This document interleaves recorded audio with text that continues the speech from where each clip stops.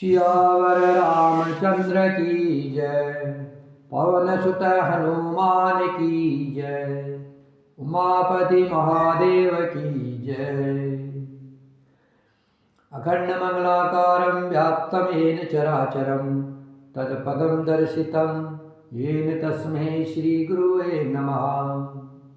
वर्णानामर्थसंधानां रसानां छन्दसामपि मंगलानं च कर्तारौ वन्दे वाणी विनायको।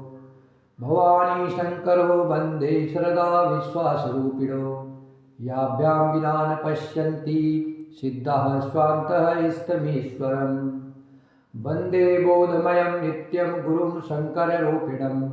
यमाश्रितो हि वग्रो सपि चन्द्रः सर्वत्र वन्दते। सीताराम गुणग्राम पुण्याणि बिहार्यो। वन्दे विशुद्धविज्ञानो कवीश्वर कपीश्वर। उद्भव स्थिति संहारकारिणीं कलेशहारिणीं सर्वश्रेष्ठकरीं सीतां नतोऽहं रामवल्लभाम्। यन्मायावशवर्ती विश्वमखिलं ब्रह्मादिदेवासुरा। यतसत्त्वामृषेव भाति सकलं रज्जो यथा हे भ्रमा। यत्पादप्लमेकमेव हि भवाबोधेषेति सावरतां। वन्देऽहं तमेशकारणपरं रामाख्यमीशं हरिम्। आपदामपहरतारं दातारं सर्वसम्पदानं लोकाभिरामं श्रीरामं भूयो भूयो नमाभ्यं। रामाय रामभद्राय रामचन्द्राय वेदसे रघुनाथाय नाथाय सीतायापतये नमः। नीलाम्बुजश्यामलकोमलाङ्गं सीतासमारोपितवामभागम्। पाणोमहासायकचारुचापं नमामि रामं रघुवंशनाथम्। लोकाभिरामं रणरङ्गधीरं राजीवनेत्रं रघुवंशनाथनं।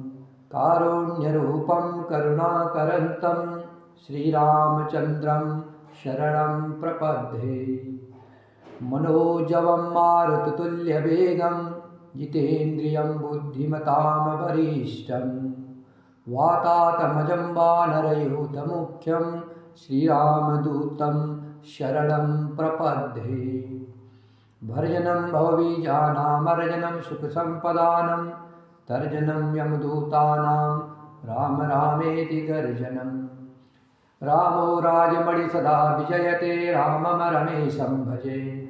रामेणाभिहता निशाचरचमु रामाय तस्मै नमः। रामात्रास्ति परायणं परतरं रामश्च दासो सभ्यं। रामे चित्तले सदा भवतु मे भो राम मामुद्धर। श्रीरामचंद्र चरणों मनसा स्मरामि श्रीरामचंद्र चरणों वचसा गुणामि। श्रीरामचंद्र चरणों शिरसा नमामि श्रीरामचंद्र चरणों शरणं प्रपद्ये। माता रामो मत्पिता रामचंद्रः स्वामी रामो मत्सखा रामचंद्रः। सर्वस्व मे रामचंद्रो दयालु नान्यं जाने नेव जाने न जाने। दक्षिणे लक्ष्मणो यस्य वामे च जनकात्मजा। पुरतो मारुतं वन्दे रघुनन्दनं। राम रामेति रामेति रमे रामे मनोरमे। सहस्रनाम ततुल्यं राम नाम वरानने। पवनतनय संकटहरणं मंगलमूर्तिरूप। राम लखन सीता सहित हृदय बसौ सुरभूप। सियावर रामचंद्र की जय। पवन सुत हनुमान की जय। उमापति महादेव की जय। मंगल भवन अमंगल हारी। द्रवहु दशरथ अजीर बिहारी। मंगल भवन अमंगल हारी। उमा सहित जेहि जपत पुरारी। रामचरित मानस यही नामा। सुनत श्रवण पाय विश्रामा। रचि महेश निज मानस राखा, पाय सुसम शिवासन भाका। श्री राम जय जय राम, श्री राम जय जय राम। राजा दशरथ जी ने अत्यंत प्रेम पूर्ण हृदय से पुत्रों को, सारी संपत्ति को सामने रखकर उन्हें स्वीकार करने के लिए विनती की। विश्वामित्र मुनि जी से विनती की। बहू सहित सब राजकुमार और सब राजरानियों समेत राजा दशरथ जी बार बार गुरुजी के चरणों में वंदना करते हैं और मुनीश्वर आशीर्वाद देते हैं। परंतु मुनिराज ने पुरोहित के नाते केवल अपना नेक मांग लिया और बहुत तरह से आशीर्वाद दिया। फिर सीता जी सहित श्री रामचंद्र जी को हृदय में रखकर गुरु वशिष्ठ जी हर्षित होकर अपने स्थान को गए। राजा ने सब ब्राह्मणों की स्त्रियों को बुलवाया और उन्हें सुंदर वस्त्र तथा आभूषण पहनाए। नगर भर की सौभाग्यवती बहन, बेटी, भांजी आदि को बुलवा लिया और उनकी रुचि समझकर उसी के अनुसार उन्हें पहरावनी दी। नेगी लोग सब अपना अपना नेक जोग लेते हैं और राजाओं के शिरोमणि दशरथ जी उनकी इच्छा के अनुसार देते हैं। जिन मेहमानों को प्रिय और पूजनीय जाना, उनका राजा ने भली भांति सम्मान किया। देवगढ़ श्री रघुनाथ जी का विहाव देखकर उत्सव की प्रशंसा करके फूल बरसाते हुए, नगाड़े बजाकर और परम सुख प्राप्त कर अपने अपने लोगों को चले। वे एक दूसरे से श्री राम जी का यश कहते जाते हैं। हृदय में प्रेम समाता नहीं है। सब प्रकार से सबका प्रेम पूर्वक भली भांति आदर सत्कार कर लेने पर राजा दशरथ जी के हृदय में पूर्ण आनंद भर गया। जहाँ रघुवास था वे वहाँ पधारे और बहू समेत उन्होंने कुमारों को देखा। राजा ने आनंद सहित पुत्रों को गोद में ले लिया। उस समय राजा को जितना सुख हुआ उसे कौन कह सकता है। फिर पुत्र वधू को प्रेम सहित गोदी में बैठाकर बार बार हृदय में हर्षित होकर उन्होंने उनका दुलार किया। यह समारोह देखकर रनिवास प्रसन्न हो गया। सबके हृदय में आनंद ने निवास कर लिया। तब राजा ने जिस तरह विहाव हुआ था वह सब कहा। उसे सुन सुनकर सब किसी को हर्ष होता है। राजा जनक के गुण, शील, महत्व, प्रीत की रीति और सुहावनी संपत्ति का वर्णन राजा ने भाट की तरह बहुत प्रकार से किया। जनक जी की करनी सुनकर सब रानियां बहुत प्रसन्न हुई। पुत्रों सहित स्नान करके राजा ने ब्राह्मण, गुरु और कुटुंबियों को बुलाकर अनेक प्रकार के भोजन किए। यह सब करते करते 5 घड़ी रात बीत गई। सुंदर स्त्रियां मंगलगान कर रही है, वह रात्रि सुख की मूल और मनोहारिणी हो गई।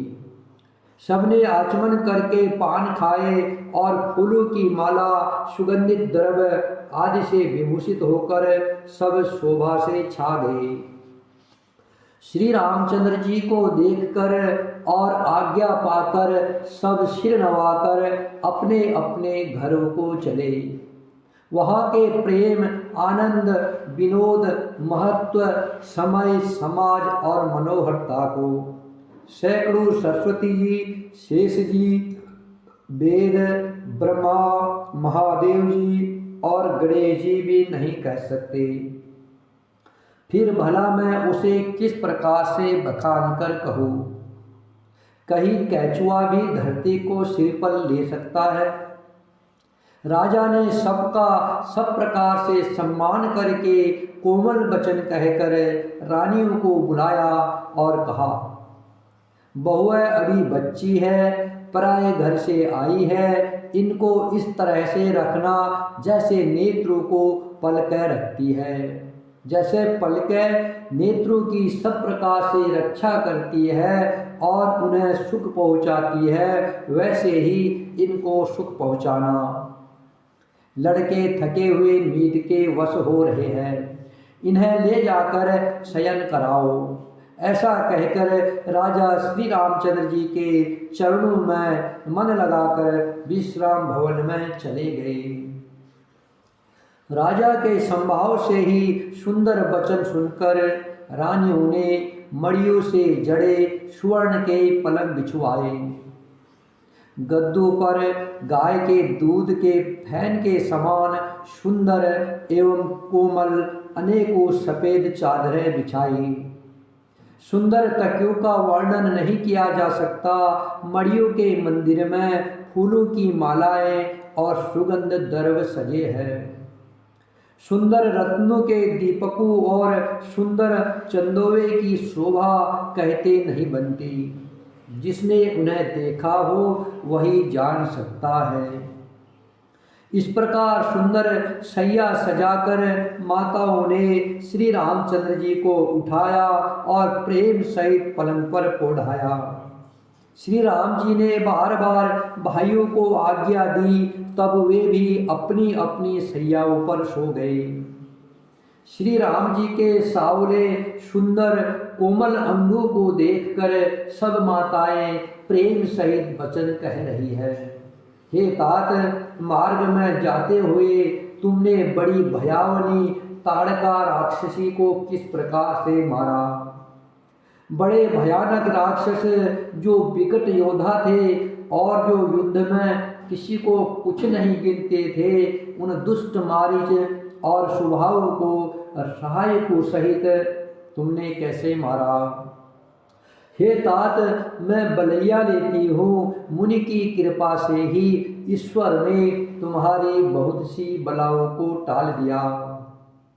दोनों भाइयों ने यज्ञ की रखवाली करके गुरुजी के प्रसाद से सब विद्याएं पाई। चरणों की धूल लगते ही मुनि पत्नी अहल्या कर गई। विश्व भर में यह कीर्ति पूर्ण रीति से व्याप्त हो गई। कच्छप की पीठ ब्रज और पर्वत से भी कठोर शिवजी के धनुष को राजाओं के समाज में तुमने तोड़ दिया। विश्व विजय के यश और जानकी जी को पाया और सब भाइयों को ब्याह कर घर आए। तुम्हारे सभी कर्म अमानुषी है, अर्थात मनुष्य की शक्ति के बाहर है, जिन्हें केवल विश्वामित्र जी की कृपा ने संपन्न किया है। हे तात, तुम्हारा चंद्रमुख देखकर आज हमारा जगत में जन्म लेना सफल हुआ। तुमको बिना देखे जो दिन बीते हैं, उनको ब्रह्मा जी हमारी आयु में शामिल न करें।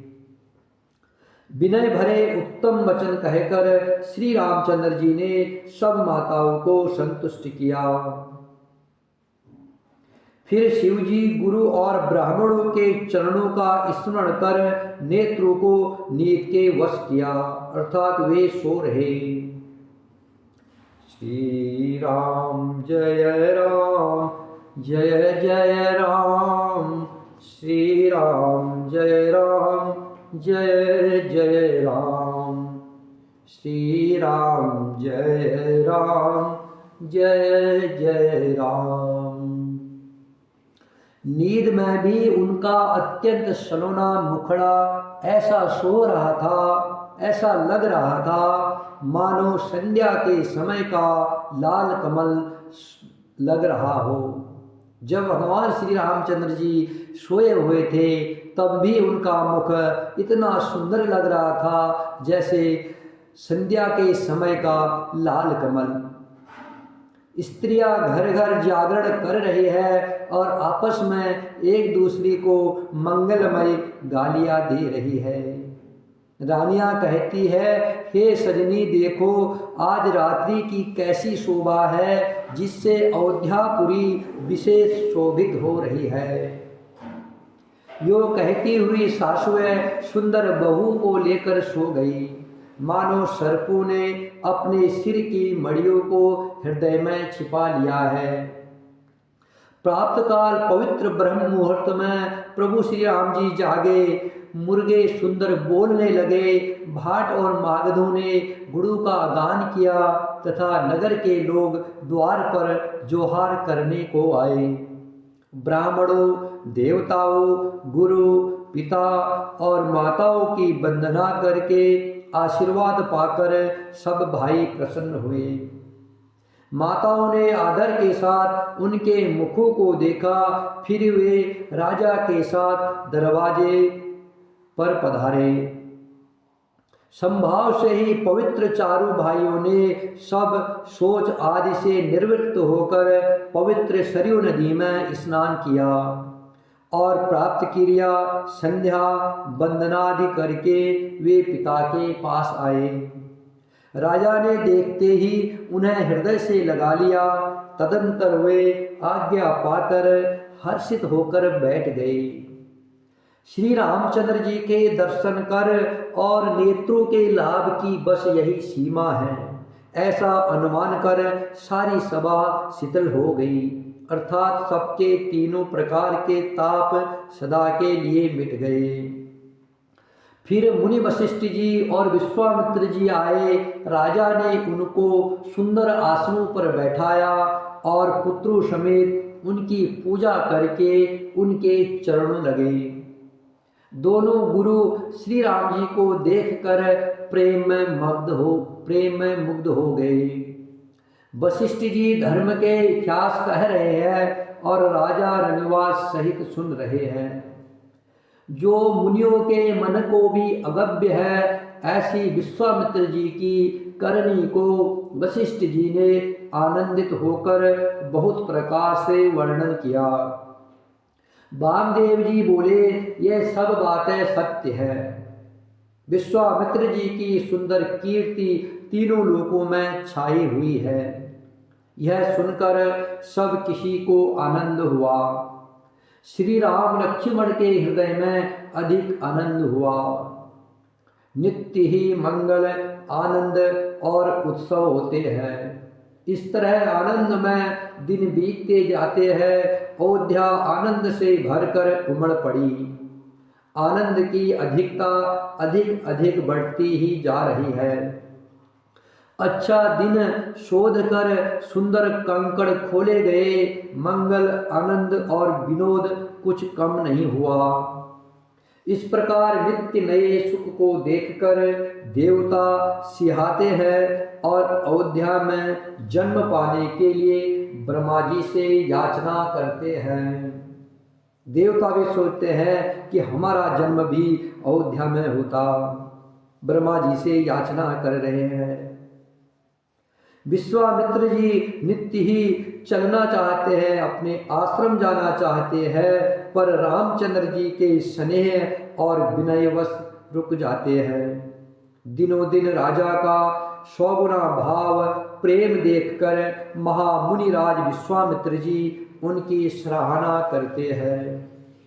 अंत में जब विश्वामित्र जी ने विदा मांगे तब राजा प्रेम मग्न हो गए और पुत्रों सहित आगे खड़े हो गए। वे बोले, हे नाथ, यह सारी संपदा आपकी है। मैं तो स्त्री पुत्रों सहित आपका सेवक हूँ। हे मुनिराज, लड़कों पर सदा स्नेह करते रहिएगा और मुझे भी दर्शन देते रहिएगा। ऐसा कहकर पुत्रों और रानियों सहित राजा दशरथ जी विश्वामित्र जी के चरणों पर गिर पड़े। प्रेम भेल हो जाने के कारण उनके मुंह से बात नहीं निकलती। ब्राह्मण विश्वामित्र जी ने बहुत प्रकार से आशीर्वाद दिए और वे चल पड़े। प्रीत की रीति कही नहीं जाती। सब भाइयों को साथ लेकर श्री राम जी प्रेम के साथ उन्हें पहुंचाकर और आज्ञा पाकर लौटे।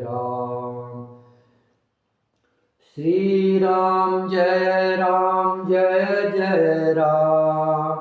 श्री राम जय जय राम। श्री राम जय जय राम। श्री राम जय जय राम।